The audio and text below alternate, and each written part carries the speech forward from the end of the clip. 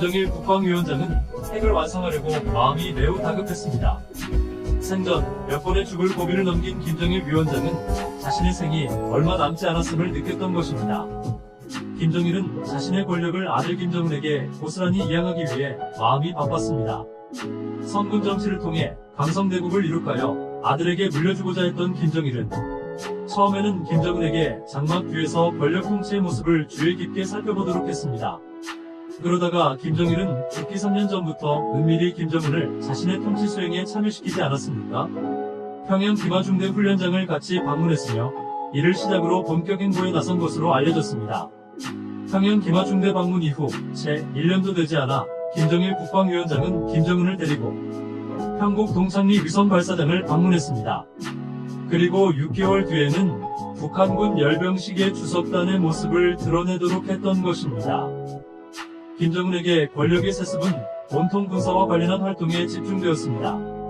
그러면서 점점 정치 활동으로까지 확대되어 갔습니다. 김정일 국방위원장이 공화국의 존속을 위해 변함없이 공을 들여온 부분이 바로 핵 아니겠습니까?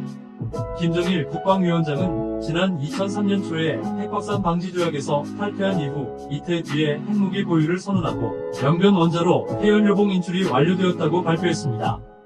그리고 바로 그해 육자회담을 통해 모든 핵무기를 파기한다는 99 공동성명을 채택했습니다. 하지만 다음해 무수달리 발사장에서 대포동 이후 즉 은하-1호 미사일 시험 발사에 들어고 결국 실패로 끝나게 됩니다. 김정일은 폐쇄되고 낙후된 조선인민공화국이 생존하기 위해서는 오직 핵을 보유해야 한다는 믿음이 깊게 박혀 있었습니다. 대포동 2호 발사에 실패한 뒤 3개월 만에 1차 핵실험을 강행합니다. 하지만 2년 뒤에 국제사회의 강압에 눌려 영변 원자로 냉각탑을 폭파, 해체하게 되지 않겠습니까? 그럼에도 김정일의 뇌리에는 핵이 없으면 불안하고 장차 조선공화국이 일촉즉발의 위기를 당했을 때 힘도 한번 제대로 써보지 못하고 허리를 꺾이게 될 거라는 위기감으로 가득 찹니다. 그래서 결국 폭파 해체 1년여 만에 무수단리에서 은하-2호를 시험 발사하게 되는 것입니다. 공화국 외무성은 대외에 핵시설 원상 발표를 발표하며 세계를 놀라게 했습니다. 공화국의 핵능력을 깔보는 나라들도 많았지만 이를 부색하게 김정일은 특명을 내려 핵시설 원상복구 달포 만에 제2차 핵실험을 실시하게 되는 것입니다. 김정일 국방위원장의 핵에 대한 집착은 대외적으로 공화국의 존재 자체를 드러내고 인정받으려는 것과 무관하지 않습니다. 그리고 공화국 내부 인민들의 불만이나 반발 세력을 다잡을 방편으로부터 비롯되었던 것입니다. 서해상에서 간간히 일으키는 도발들은 실제 남한에 대한 견제라기보다 조선인민공화국 인민들을 다잡기 위한 기만술이었습니다. 김정일 국방위원장은 눈을 감기 며칠 전에 은밀히 아들 김정은에게 반드시 핵을 사수해야 하며 핵이 체제 유지에 얼마나 중요한 것인가를 각인시켰다고 합니다. 김정일이 죽고 독재 정권을 이어받은 김정은은 정확히 1년 뒤에 동창리 발사대에서 장쾌하게 장거리 로켓을 발사하여 성공합니다.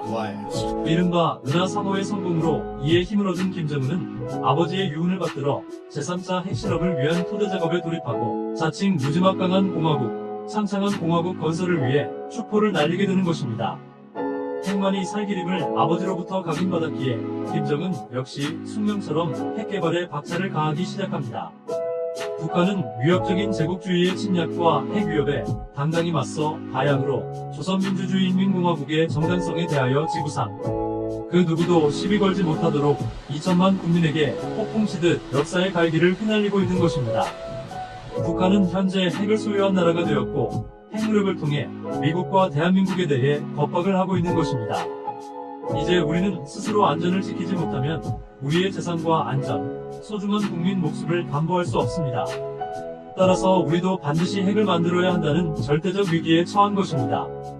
우리가 형제처럼 믿고 있는 미국이란 나라도 우리 스스로 힘을 키우지 않고는 믿을 수가 없습니다.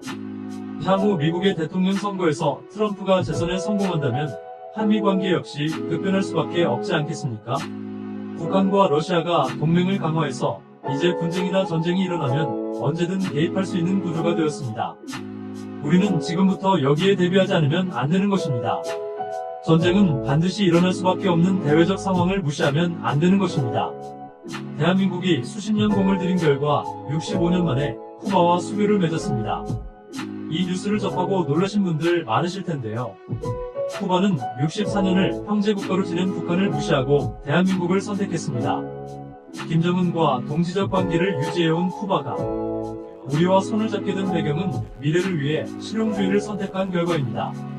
먹고 사는 일이 중요하지 않겠습니까?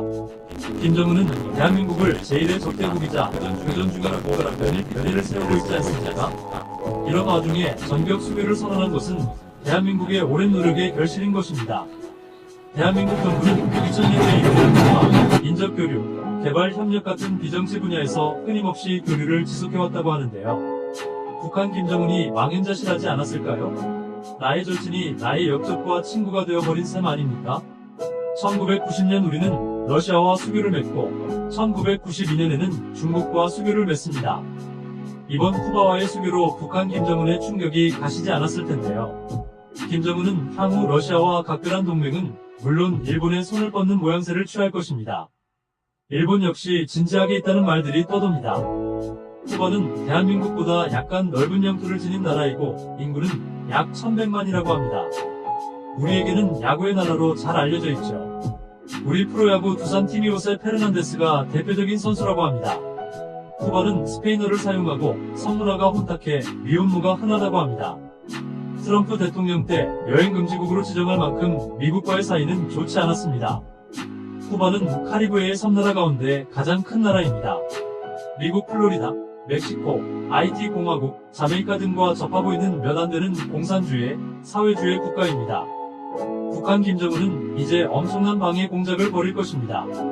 미국에서도 대한민국이 범죄 정권 쿠바와 수교를 했다며 우려의 목소리를 내고 있고 망신스러운 일이라며 비난이 쏟아지고 있습니다.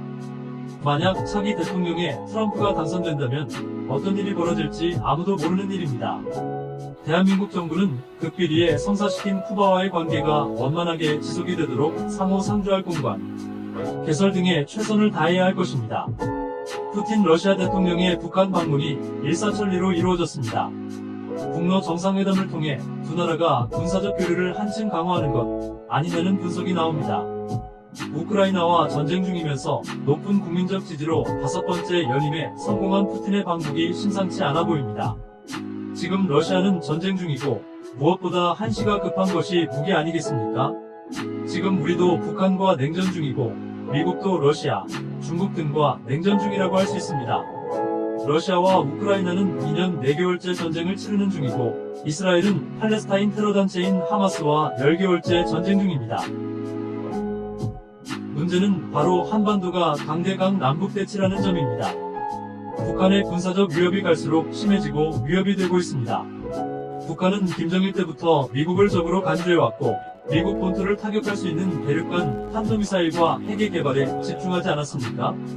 그런데 미국 본토를 타격할 수 있는 화성 15형 시험 발사에 성공한 이후 미국이 아닌 우리 대한민국을 겨냥하는 것입니다. 이것은 무엇을 의미하겠습니까? 김정은은 핵과 미사일을 통해 미국의 확장력 대력을 확보하고 한반도 전쟁에서 이기기 위한 능력을 강화하고 있다는 뜻입니다. 북한은 러시아가 평가할 만큼 전략적으로 강한 나라입니다. 20여 년 전 김정일이 러시아를 방문해 정상회담을 하던 때와는 상황이 판이하게 다르지 않겠습니까? 북한은 이제 핵무기 보유국이 되었습니다. 전쟁을 치르는 러시아를 위해 1년 이상 미사일을 공급할 정도로 위세가 대단한 것입니다. 북한이 낙후된 재래식 무기를 가지고 있다고 우리는 은근히 무시해왔습니다. 하지만 러시아 우크라이나 전쟁에서 재래식 무기가 얼마나 위협적이었는지 우리는 보았습니다. 우리는 여기에서 간과해서는 안 될 것이 있습니다. 1990년 우리는 소련과 수교를 맺었습니다. 우리가 소련과 수교하면서 사라진 점이 하나 있습니다. 자동군사계획 문제입니다. 한반도에서 전쟁이 일어나면 한, 소 수교 이후 참여할 수 없게 되었지만 이번에 그 가능성이 열릴 수도 있다는 점입니다. 또한 북한은 중국과의 관계도 심상치 않습니다. 김정은이 중국 다롄시 방문 때 시진핑 주석과 산책하며 친분을 쌓은 발자국 동판을 최근 제거했습니다. 동판이 있던 자리를 검은색 아스팔트로 덮었다고 합니다. 그리고 방문 기념 전시실도 폐쇄했다는 소식입니다. 대한민국 정부가 지금 가장 대비해야 할 분야는 국방입니다.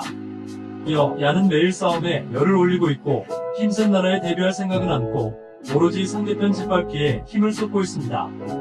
김정은은 휴전선을 따라 장벽을 건설하고 있습니다. 북한군이 군사분계선을 침범한 사실이 있는데 우리 정부와 정치권은 지금 어떻게 대비하고 있는지 걱정입니다. 지뢰를 매설하고 베를린 장벽 같은 천리잔석을 쌓는다는데 국가나 국민이나 아무도 긴장하지 않는 듯합니다. 김정은은 지난해 남북관계에 대해 교전국 관계라고 선언하지 않았습니까? 남북이 통할 수 있는 지리적 통로를 모두 봉쇄하기 시작했습니다. 이미 반세기를 넘어 사상적 괴리는 동족이라는 사실이 무색하게 되었는데 이제 물리적 연결끈까지 끊어버리려고 하는 것입니다. 전쟁은 결코 남 얘기가 아닙니다. 한순간 포탄이 떨어지면 모든 것이 사라지지 않습니까? 북한은 230만 발의 포탄을 러시아에 보냈다고 합니다. 매달 15만 발의 포탄을 제공하고 있다는 것은 북한 무기의 양이 엄청나게 많다는 것 아니겠습니까? 김정은은 최근 신형 240mm 방사포 차량을 직접 시운전했습니다.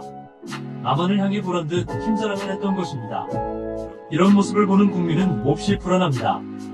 정부와 당은 제발 싸우지 말고 유사시를 대비해 어떤 대비를 하고 있는지부터 공개해 주시기 바랍니다.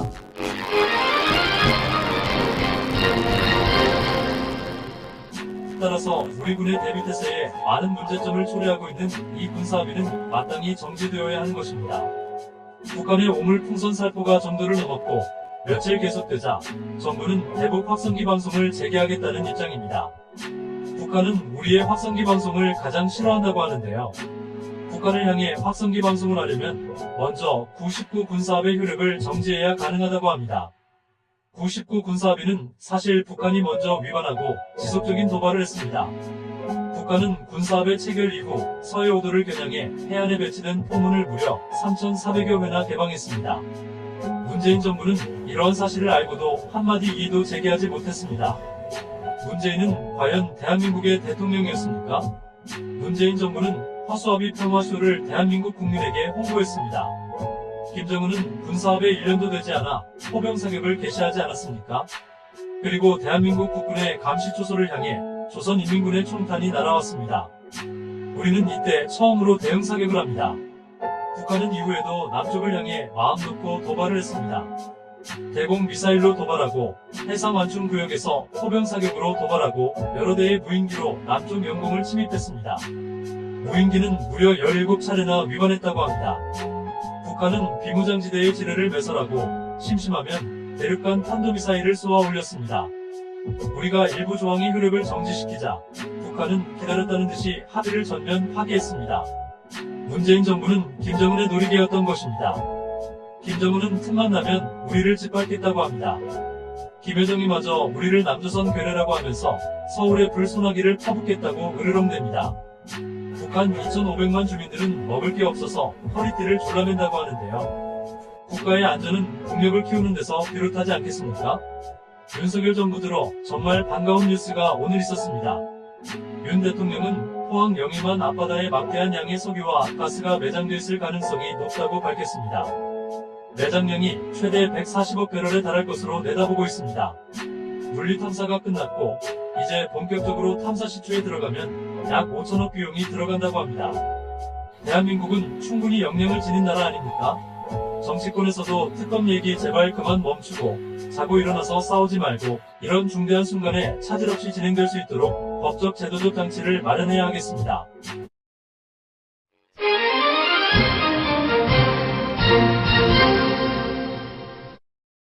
러시아 우크라이나의 전쟁을 보면서 여러분은 무슨 생각을 하셨습니까? 전쟁은 자유도 행복도 한순간에 빼앗아가는 지옥입니다. 아마겟돈 그 자체입니다. 돈도 아무도 필요 없고 공부도 학벌도 체면도 명예도 다 부질없는 것 아닙니까? 남의 나라 일이 아니라 우리의 일이 될 수도 있지 않겠습니까? 우리는 북한의 핵을 결코 무시해서는 안 될 것입니다. 북핵은 매우 고도화되고 있으며 북러협력 등 국제정세도 우리 대한민국의 안보에 불확실성을 키우고 있습니다. 우리는 견고한 한미동맹으로 억제력을 작동하고 있지만 미래의 안보 환경 변화를 생각하면 안심할 수 없는 상황이라 하겠습니다. 우리는 아직까지 국제정세를 준비하면서 독자적인 핵무력을 논의한 적이 없습니다. 따라서 국제정세를 반영한 핵무장, 평화를 위한 핵무장, 실천적 핵무장이라는 큰 원칙을 채택한 적이 없는 것입니다. 이제 현실적으로 이런 논의를 할 때가 되지 않았습니까? 우리는 국제사회의 의견을 물을 필요도 없이 자위책을 마련해야 할 때가 되었습니다. 국가는 외부의 힘을 물리칠 수 있는 힘이 있어야 존재의 가치가 있는 것입니다. 국가가 강해야 국민의 생존과 평화를 보장할 수 있지 않겠습니까? 우리는 이제 모든 가능성을 열어두고 핵무장을 고려해야 할 때가 되었습니다. 미국은 최대의 동맹국입니다. 미국과의 긴밀한 협력을 통해 미국의 한반도 정책을 견고히 해야 하겠습니다. 핵무기는 우리의 생존권이며 자위권이지만 상대방을 먼저 위협하는 무기가 되어서는 안 되겠습니다. 미국의 한반도 정책 변화에 능동적으로 대처하고 북한과 지속적인 교류를 열어야 합니다. 핵무기는 미국과의 관계나 국제규범상 우리 마음대로 개발할 수 있는 영역이 아닙니다. 따라서 핵무기의 개발이 제한될 수밖에 없는 구조인 것입니다. 그러나 말과 생각만으로 그치지 않고 단기간에 개발할 수 있는 행동을 빠른 시간 안에 보여주어야 하지 않겠습니까? 북한은 세계를 향해 약속한 비핵화를 이미 어긴 지 오래입니다. 상식의 선을 넘어버린 북한에 대비하기 위해서는 더욱 세밀한 정책적 준비와 대내외의 긴밀한 협력을 이루어나가도록 해야 합니다. 우리의 독자적 핵무장에 대해 다양한 방법이 존재합니다. 사실 우리가 당장 직접적으로 핵무장을 하면 국제사회의 반발에 부딪히게 된다는 점입니다. 그렇게 되면 우리 역시 국제사회의 제재 리스크를 껴안을 수밖에 없을 것입니다. 우리의 경제에 부정적 영향을 무시할 수 없다는 사실입니다. 한미공조의 강화는 곧 핵동맹이라는 말도 있습니다. 윤석열 정부 들어 바이든 행정부와 동맹관계를 아주 굳건히 하고 있지 않습니까? 그러나 국제정세는 변화무쌍한 성격을 갖고 있기 때문에 동맹에만 의존하는 것에는 한계가 있는 것입니다. 일본은 핵을 보유한 국가는 아니지만 마음만 먹으면 언제든지 핵을 무장할 수 있다고 합니다. 잠재적 역량을 지녔다고 할 수 있습니다. 그러기 위해서는 농축제처리 기술을 확보해야 하지 않겠습니까? 한미 원자력 협정 개정이 필요한 영역입니다. 이것이 동맹에만 의존하지 않으면서 현실적 실효 방안이라는 의견이 많습니다. 북한은 핵확산 방지 조약을 탈퇴하고 핵무장을 시도한 유일한 나라입니다. 하지만 우리가 북한처럼 이런 방법을 택해서는 어려운 여건이라고 할 수 있을 것입니다. 경제와 안보, 지금 우리 상황에 어떤 것도 놓칠 수 없는 두 마리 토끼라고 할 수 있습니다.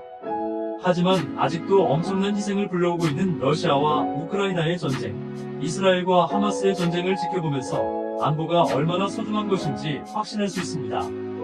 프랑스는 나토에서 탈피하고 핵을 개발한 이력을 지니고 있습니다. 프랑스 드골 대통령은 핵을 개발한 후에 다시 나토에 복귀했던 것입니다. 드골과 같은 결단력이 필요할 때라는 의견도 많습니다. 북한은 사실상 핵보유국으로 인정받고 있는 상태에서 머뭇거릴 수만은 없지 않겠습니까? 핵으로 무장하는 문제에 대해서 국민적 견해를 물어야 한다고 생각합니다. 북한은 이미 핵무기를 소형화하고 경량화하는 데 성공했습니다. 우리도 하루속히 국민적 견해를 묻고 북한 핵으로부터 위협을 방어하는 데 매진해야 하겠습니다.